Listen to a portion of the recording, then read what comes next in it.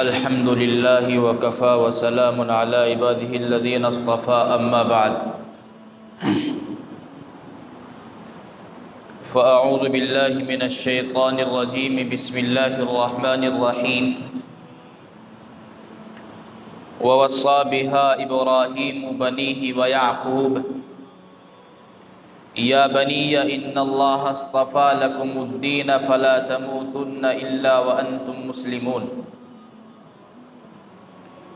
وقال النبي صلى الله عليه وسلم ما نحل والد ولدا من نحل أفضل من أدب حسن رواه الترمذي وعن أبي سعيد الخدري رضي الله عنه عن النبي صلى الله عليه وسلم قال إياكم والجلوس على الطرقات فقالوا ما لنا بد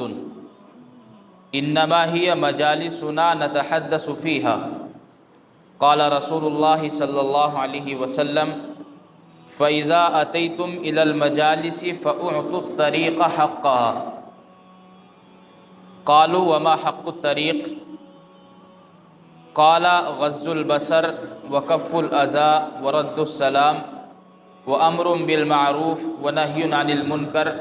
رواه البخاري او كما قال رسول الله صلی اللہ علیہ وسلم سبحان ربک رب العزة عما يصفون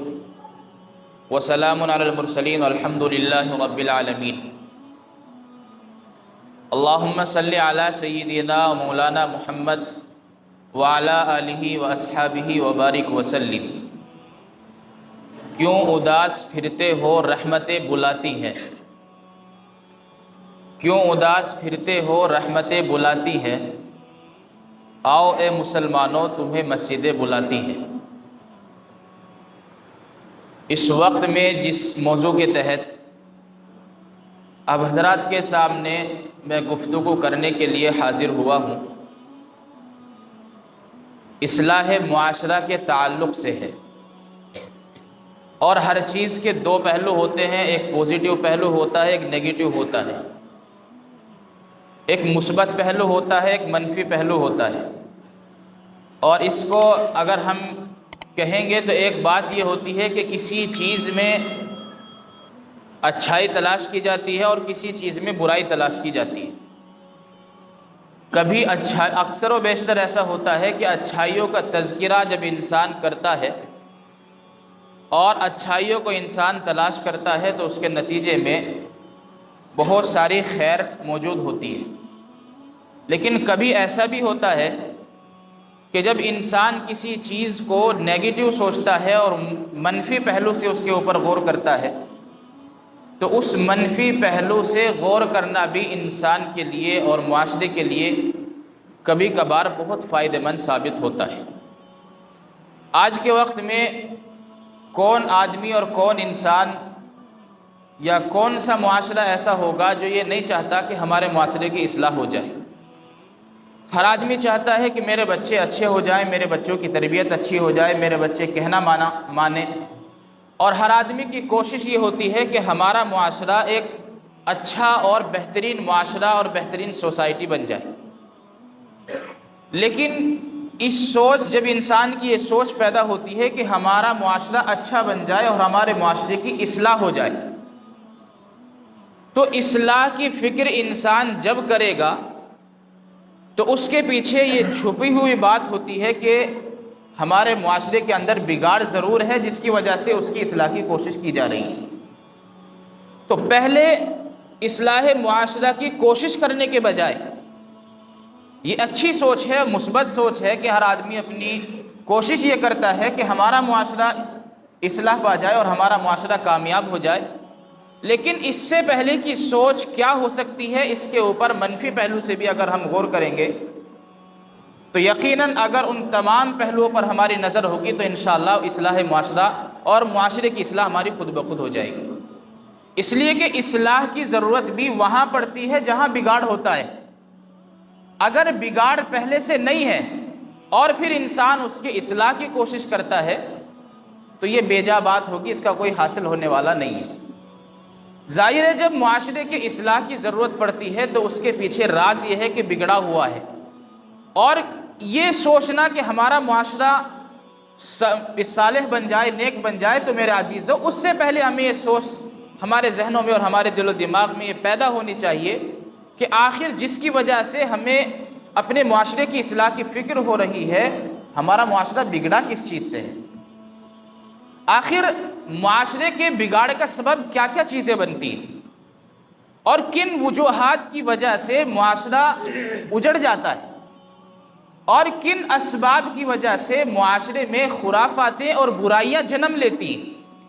اور کن اسباب کی وجہ سے معاشرہ ناکاروں کی، بدکاروں کی، بدمعاشوں کی اور اسی طریقے سے حق تلفی کرنے والوں کی آماج گاہ بنتا ہے، اور کس وجہ سے ہمارا معاشرہ شریفوں کے رہنے کے قابل نہیں رہتا۔ یہ ساری چیزوں پہ، ان سارے پہلوؤں پہ ہمیں میرے عزیزوں غور و فکر کرنے کی ضرورت ہے۔ جب ہم اس چیز کے بارے میں غور و فکر کریں گے کہ ہمارا معاشرہ بگڑتا کیوں ہے، کن وجوہات کی وجہ سے ہمارے معاشرے کے اندر بگاڑ آتا ہے، اگر ہم اس کے اوپر غور کریں گے اور دوسرے اس چیز کے اوپر غور کریں گے کہ آخر معاشرتی بگاڑ کی وجہ کون ہے، آخر کن لوگوں کی وجہ سے، کس آدمی کی وجہ سے معاشرے کے اندر اتنا بگاڑ پیدا ہوا کہ اس کی اصلاح کی کوشش کی جانے لگی، اس چیز کے بارے میں ہمیں بہت زیادہ سوچنے کی ضرورت ہے۔ اللہ کے رسول صلی اللہ علیہ وسلم نے حدیث مبارکہ کے اندر یہ ارشاد فرمایا، دو حدیثیں میں نے آپ حضرات کے سامنے پڑھی ہیں، ما نحل والد ولدا من نحل افضل من ادب حسن، ایک ہی حدیث میں نے آپ حضرات کے سامنے پڑھی۔ ایک دوسری حدیث میں نے آپ حضرات کے سامنے پڑھی جس کے اندر اللہ کے رسول صلی اللہ علیہ وسلم نے اصلاح معاشرہ کے تعلق سے ہی چند چیزیں بیان فرمائی، لیکن میں آج آپ حضرات کے سامنے معاشرے کے اندر بگاڑ پیدا کرنے والے چند اسباب، ایسے اسباب کا تذکرہ کروں گا کہ یقیناً آج ہمارا معاشرہ ان اسباب میں گھرا ہوا نظر آتا ہے، اور میں نے اس کے لیے یقین مانیے کہ بہت محنت کی ہے، اور میں نے اس کے لیے آپ کے سامنے میں 15 ایسے اسباب اکٹھا کر کے لایا ہوں، 15 سے بھی بہت زیادہ ہیں، لیکن 15 ایسے اسباب آپ حضرات کے سامنے میں اکٹھے کر کے لایا ہوں، چن کر کے لایا ہوں کہ جو اس وقت میں ہمارے معاشرے کی جڑوں کو میرے عزیزوں کھوکھلا کر رہی ہیں، اور اگر ہم ان کے بارے میں غور و فکر نہیں کریں گے، ان کے بارے میں حساس نہیں ہوں گے، اگر ان اسباب کو سن کر کے ہمارے جذبات، ہمارے احساسات مجروح نہیں ہوں گے،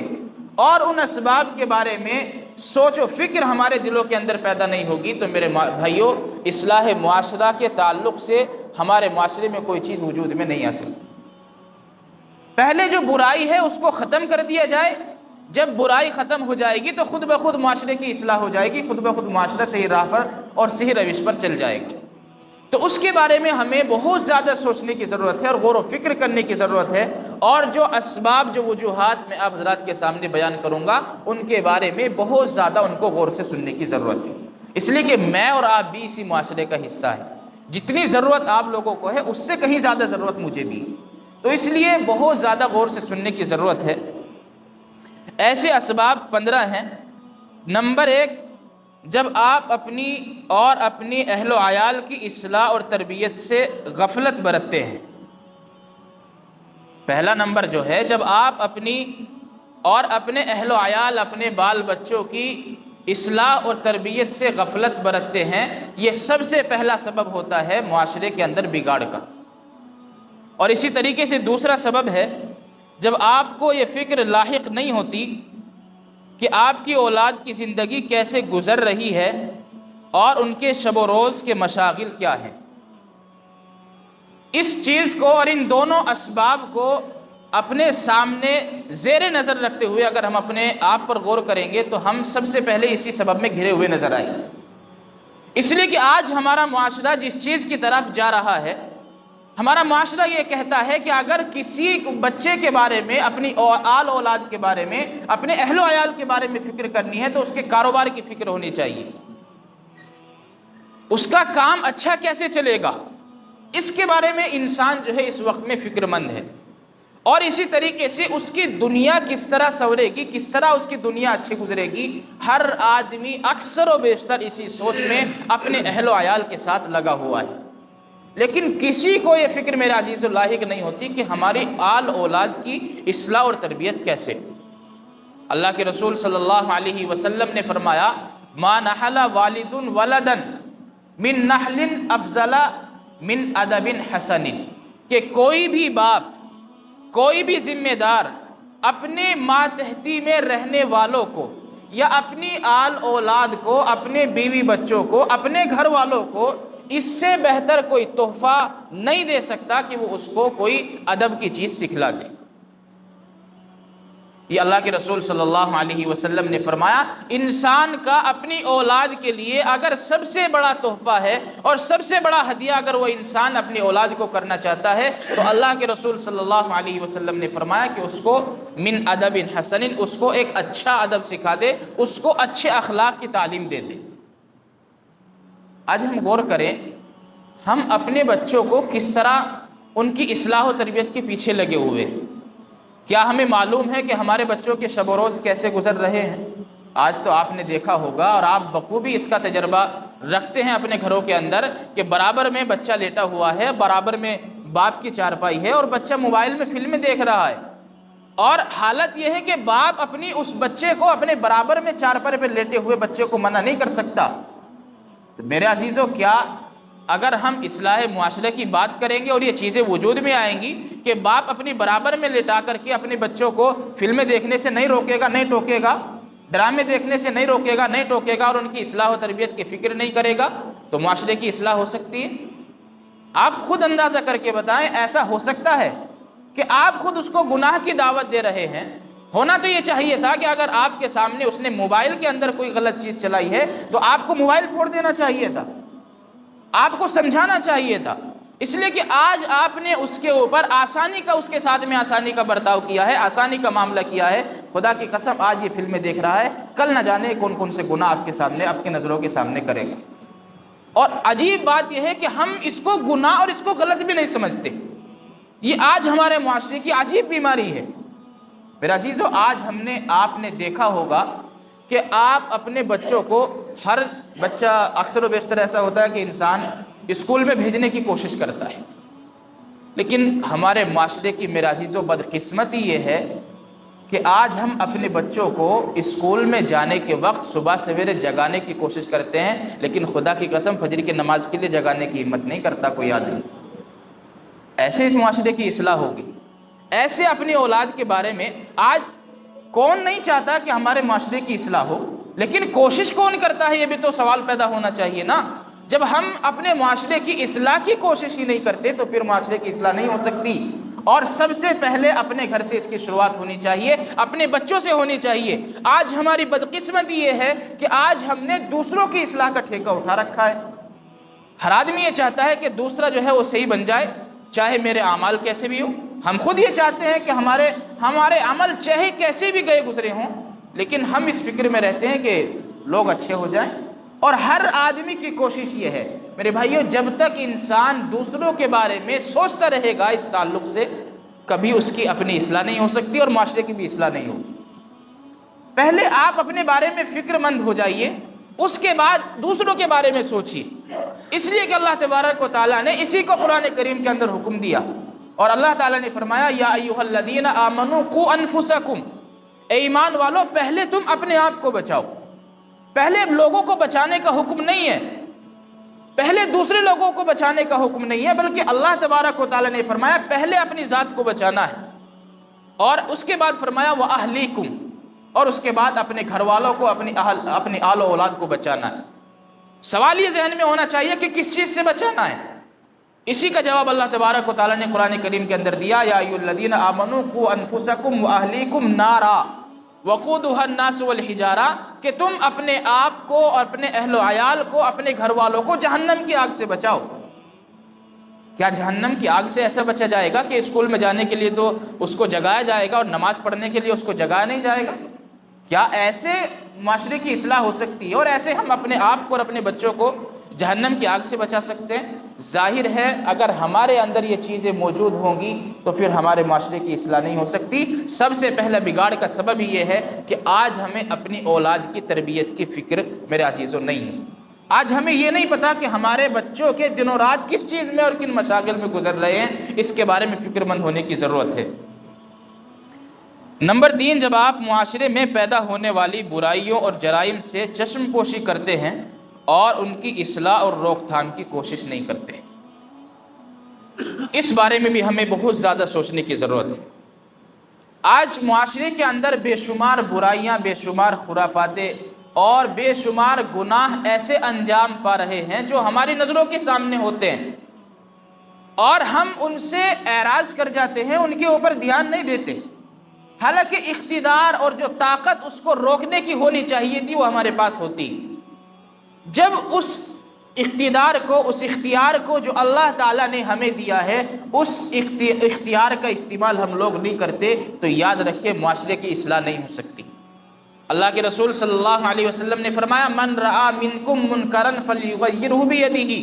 فإن لم یستطع فبلسانہ وإن لم یستطع فبقلبہ، کہ جب آپ کسی کو کوئی گناہ، کوئی برا کام کرتے ہوئے دیکھیں، جب آپ معاشرے میں کوئی کھلم کھلا برائی ہوتی ہوئی دیکھیں، تو اگر آپ کو اختیار ہے کہ اس کو ہاتھ سے روک دے تو آپ کے لیے حکم یہ ہے کہ آپ اس کو ہاتھ سے روکنے کی کوشش کریں۔ اب اس کے ضمن میں آپ حضرات سے ایک سوال کرتا ہوں کہ کیا انسان کا، ایک باپ کا اپنی اولاد کے اوپر اتنا بھی اختیار نہیں ہے کہ وہ کسی برائی سے اپنی اولاد کو روک دے؟ کیا ایک باپ کا اپنی اولاد کے اوپر اتنا بھی حق نہیں ہے؟ کیا ایک باپ نے اپنی اولاد کی تربیت اس طرح نہیں کی ہے کہ وہ انسان اپنی اولاد کو کسی بیماری میں ملوث اور کسی گناہ میں ملوث ہوتے ہوئے دیکھتا ہے، اور اس باپ کی زبان اور ہاتھ کے اندر یہ طاقت نہیں ہوتی کہ وہ اپنی اولاد کو، اپنے بچوں کو اس برائی سے روک سکے؟ کیا ایسا کون آدمی، ایسا کون باپ ہے جس کو یہ اختیار نہیں؟ ہزاروں میں اگر ہوگا تو ایک ہوگا، دو ہوں گے، لیکن اکثر و بیشتر ایسا ہوتا ہے کہ ایک باپ کو اپنی اولاد پر سب سے زیادہ اختیار حاصل ہوتا ہے، لیکن اس اختیار کا ہم لوگ استعمال نہیں کرتے، اور ہم اس کو گناہ کرتے ہوئے، اس کو گناہ کا کام میں مشغول ہوتے ہوئے دیکھ کر کے نظر انداز کر دیتے ہیں اور سمجھتے ہیں کہ بعد میں سدھر جائے گا۔ آپ کے ذہنوں میں اگر یہ بات، آپ کے دل و دماغ میں یہ بات ہے تو اس کو نکال دینا چاہیے۔ یہ ہم اور آپ بہت زیادہ اور بہت بڑی غلط فہمی کے شکار ہیں۔ میرے بھائیوں، اگر معاشرے میں برائی ہوتے ہوئے ہم لوگ دیکھ رہے ہیں تو اس کو نظر انداز نہیں کرنا چاہیے، بلکہ اس کا سدباب کرنے کی کوشش کرنی چاہیے اور اس کو روکنے کی کوشش کرنی چاہیے۔ چوتھے نمبر پر، جب آپ محلے میں گھروں کے باہر بیٹھے جوانوں کو گپے مارتے، گانے سنتے، فلمیں دیکھتے، ویڈیوز دیکھتے اور آتی جاتی عورتوں کو تاڑتے ہوئے دیکھتے ہیں لیکن انہیں برداشت کر جاتے ہیں، اب یہ بتائیں کیا یہ ہمارے معاشرے میں نہیں ہو رہا ہے؟ آپ دیکھیے نوجوانوں کی، بعض نوجوانوں کی ٹولی گھروں کے سامنے بیٹھی رہتی ہیں، اور ان کو دیکھ کر کے ہمیں پتہ ہے کہ یہ نوجوان ایسے ہیں، اور ان کی ذہنیت کا پتہ ہوتا ہے، ان کے اخلاق کا پتہ ہوتا ہے، ان کے کردار کا پتہ ہوتا ہے، لیکن کسی بھی گھر کے سامنے ان کو دیکھ کر کے ہمارے ماتھے پر بل نہیں پڑتے۔ ہماری کوشش یہ نہیں رہتی کہ یہ کمبخت، یہ بدبخت، یہ ٹولہ یہاں بیٹھا ہوا ہے، اس کو یہاں سے ہٹا دیا جائے، اس لیے کہ آج اس کے سامنے، دوسرے کے گھر کے سامنے بیٹھا ہوا ہے، کل خدا نہ خواستہ ایسا نہ ہو کہ کل ہمارے گھر کے سامنے بھی آ جائے۔ جب آپ دوسرے کے گھر کی فکر نہیں کرتے تو آپ کے گھر کی فکر کون کرے گا؟ جب آپ دوسروں کی ماں بہنوں کی، بیٹیوں کی عزت کی فکر نہیں کرتے، اور میرے عزیزوں ان بے حیاؤں کو دیکھ کر کے اور بے شرموں کو دیکھ کر کے آپ نظر انداز کر دیتے ہیں اور اپنی نظروں کو چرا لیتے ہیں اور سمجھتے ہیں کہ یہ دوسرے کا گھر ہے، دوسرے کی بہو بیٹیاں، دوسرے کی مائیں ہیں، تو یاد رکھنا چاہیے آپ کو اس وقت میں پتہ لگے گا، ہم کو اس وقت میں پتہ لگے گا جب یہ اس انسان کے گھر کے آگے بیٹھنے کی بجائے ہمارے گھر کے آگے بیٹھا ہوا نظر آئے گا۔ اس وقت میں آپ کے دل میں ایک کیفیت پیدا ہوگی کہ اگر اسی وقت میں اس کا سدباب ہو جاتا، اگر اسی وقت میں اس پر روک لگائی جاتی تو ہو سکتا ہے کہ آج اس نوبت تک نہ پہنچتا۔ میرے عزیزوں، اس بارے میں ہمیں بہت زیادہ سوچنے کی اور بہت زیادہ غور و فکر کرنے کی ضرورت ہے، اس لیے کہ آج ہم نے اپنی اولاد کی تربیت کی فکر نہیں کی ہے۔ اس وجہ سے یہ کمبخت نوجوان آج کا، اور یہ پنڈت جی مسلمان، میں تو یہی کہوں گا کہ پنڈت جی مسلمان جو اپنے آپ کو مسلمان کہلاتا ہے، برا مت ماننا، الفاظ تھوڑے سخت ہو سکتے ہیں، لیکن جو بے شرم، جو دوسروں کی بہو بیٹیوں پر نظر ڈالتا ہو، جو دوسروں کے گھروں کی عزت کا احترام نہ کرتا ہو، تو وہ پنڈت جی مسلمان ہو سکتا ہے، پکا سچا مسلمان نہیں ہو سکتا۔ اس لیے کہ انسان کی عزت سب سے قیمتی چیز ہوتی ہے۔ اللہ کے رسول صلی اللہ علیہ وسلم نے فرمایا کہ کعبے کو مخاطب کرتے ہوئے اللہ کے رسول صلی اللہ علیہ وسلم نے فرمایا کہ کعبہ تیری پاکیزگی، تو اپنی جگہ محترم ہے، تو اپنی جگہ مقدس ہے، اور اتنا مقدس ہے کہ تجھے اللہ تبارک و تعالیٰ کے حکم سے قبلہ بنایا گیا ہے، تیری طرف رخ کر کے ہماری نمازیں ہوتی ہیں، اور لیکن انسان کی عزت و آبرو تجھ سے کہیں زیادہ ہے۔ کعبے کی عزت و آبرو سے زیادہ، کعبے کی مقدس اور تقدس سے زیادہ اللہ کے رسول صلی اللہ علیہ وسلم نے ایک انسان کی عزت کو اس سے زیادہ اہمیت کا حامل قرار دیا ہے۔ لیکن آج بہت سارے ہمارے نوجوان اور دوسروں کے عزت کے لٹیرے ہمارے نوجوان دوسروں کے گھروں کے سامنے بیٹھے رہتے ہیں، اور دیکھنے والوں کو اس کے اوپر کوئی اعراض اور اعتراض نہیں ہوتا۔ اس بارے میں میرے عزیزو ہمیں فکر مند ہو جانے کی بہت زیادہ ضرورت ہے۔ 5ویں نمبر پر، جب آپ معاشرے میں نشہ کرتے اور نشہ آور چیزوں کی خرید و فروخت کرتے لوگوں کو دیکھتے ہیں اور نظر انداز کر دیتے ہیں۔ آج معاشرے کے اندر جوا، شراب، سٹا اور اسی طریقے سے کون سی ایسی بڑی بیماری ہے کہ جو انسان آج کا نوجوان انجام نہیں دے رہا ہے؟ کیا ہمارا نوجوان شراب نہیں پیتا؟ ہمیں تو بڑا فخر تھا کہ مسلمان اپنے لیے شراب کو حرام سمجھتا ہے، اور مسلمان شراب کے نقصانات سے واقف ہے، اور مسلمان اس کو اپنے لیے خنزیر کے گوشت سے بھی زیادہ حرام سمجھتا ہے اور غلط سمجھتا ہے۔ لیکن افسوس کی بات یہ ہے کہ آج کا ہمارا نوجوان اس چیز کو پی بھی رہا ہے اور اس چیز کی خرید و فروخت بھی کر رہا ہے، اور نشہ آور چیز، اس لیے کہ آپ یہ بات سمجھ لیں کہ نشہ والی چیزوں میں صرف ایک ایسی چیز شراب ہی نہیں ہے کہ جو حرام ہے، بلکہ ہر ایسی چیز کہ جس سے انسان کی عقل خراب ہوتی ہے، جس سے انسان کا بدن لڑکھڑاتا ہے، جس سے انسان کی عقل مان پڑ جاتی ہے، اور جس سے انسان اپنے حواس کھو دیتا ہے، ہر وہ چیز میرے عزیزو شراب کے دائرے میں آتی ہے۔ اب جو بھی اس طرح کی چیزوں کی خرید و فروخت کر رہا ہے اور اس طرح کی چیزوں کا استعمال کر رہا ہے، اور ہم معاشرے میں ان لوگوں کو دیکھ رہے ہیں، ہماری بدقسمتی ہے کہ ہم ان کو شراب پیتا دیکھ رہے ہیں، ان کو جوا کھیلتا دیکھ رہے ہیں، اور اسی طریقے سے اور دیگر گناہوں میں ملوث دیکھ رہے ہیں، لیکن ہم اس کو نظر انداز کر دیتے ہیں۔ ایسے معاشرے کی اصلاح ہوگی؟ ظاہر ہے اگر ہم ان بڑی بڑی برائیوں کو نظر انداز کریں گے میرے عزیزو، معاشرے کی اصلاح کی بات ہی نہیں ہو سکتی۔ معاشرے کی اصلاح ہو جائے وہ تو بڑی دور کی بات ہے، لیکن انسان تصور بھی نہیں کر سکتا کہ آپ کے معاشرے کے اندر نوجوان شراب پیتا رہے، نوجوان جوا کھیلتا رہے، سٹہ بازی میں نوجوان مشغول رہے، اور آپ کے ماتھے کے اوپر شکن نہ آئے اور آپ کو اس کو روکنے کی فکر لاحق نہ ہو، تو پھر آپ کے معاشرے کی اصلاح اور ہمارے معاشرے کی اصلاح نہیں ہو سکتی۔ میرے عزیزو، اپنے معاشرے سے ان چیزوں کو ختم کرنے کی اور اس کا سدباب کرنے کی ضرورت ہے۔ نمبر 6، جب آپ اپنے محلے میں دیگر جگہوں سے آتے آوارہ لوگوں کو دوسروں کے گھروں کے باہر بیٹھے دیکھتے ہیں لیکن آپ کے ماتھے پر تشویش کے بل تک نہیں آتی، یہ وہی بات ہے جو میں آپ کے سامنے پہلے بتا چکا ہوں۔ نمبر 7، جب آپ کے محلے میں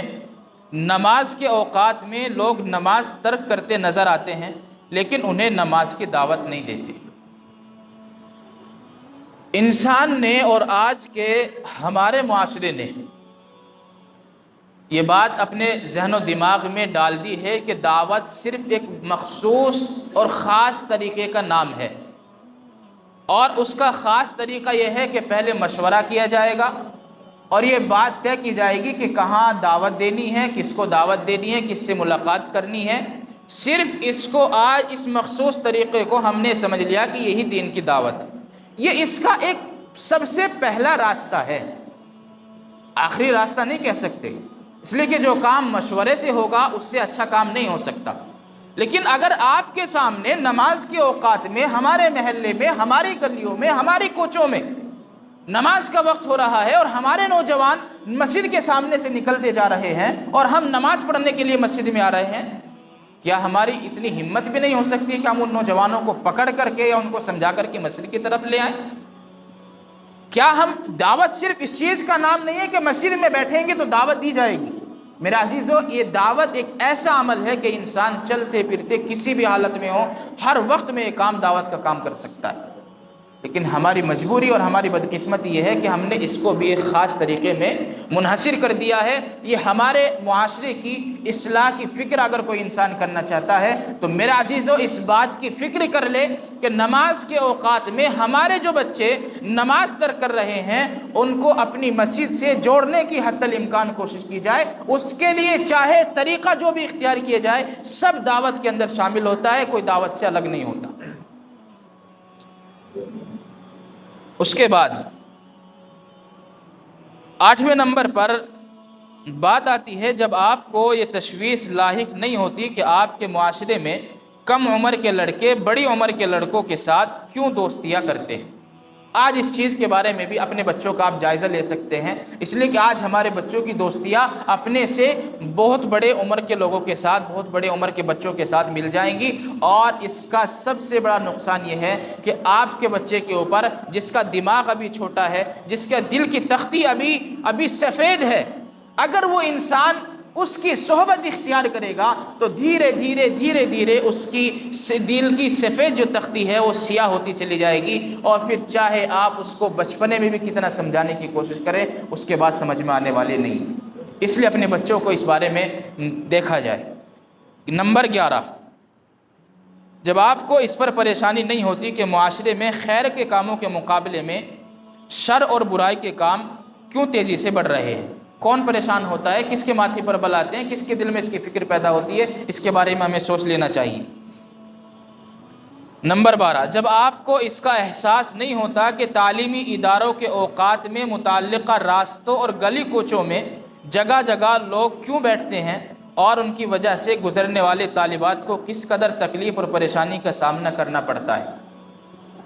آپ اس بارے میں اس کا خوب مشاہدہ کر سکتے ہیں کہ جب اسکول اور کالج کی چھٹیاں ہوتی ہیں تو اس راستے پر کتنے نوجوان اور بے حس نوجوان اور کمبخت نوجوان ان لڑکیوں کو، ان طالبات کو تاڑنے کے لیے، ان کو دیکھنے کے لیے کتنے نوجوان ان کے راستوں پر نظر آتے ہیں.